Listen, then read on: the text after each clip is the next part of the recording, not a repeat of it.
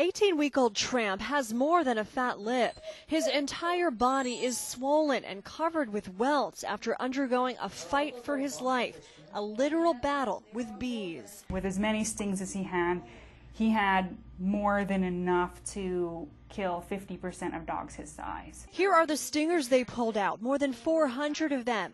Dr. Cynthia Jones with Alta Vista Animal Hospital said she has never seen a case as bad as Tramp's. He was having muscle tremors all over the place. It looked almost like he was having seizures. His ordeal started early Saturday when his owner, Jeremy Denoyer, let him and older dog Lady out back. My smallest dog, Tramp, was yelping, and I figured he just wanted to come inside. And when I saw him, when I opened up the curtains, he was just swarmed by hundreds of bees. That's when Denoyer jumped into action. I got 2 or 3 feet outside and was just hit myself. Swarmed with bees himself, Denoyer barricaded himself in a laundry room, unable to help the dogs. I was pretty freaked out. Even today, he can't approach the hive, which is actually inside the vacant house next door. It's just vivid flashbacks of being just attacked by a wall.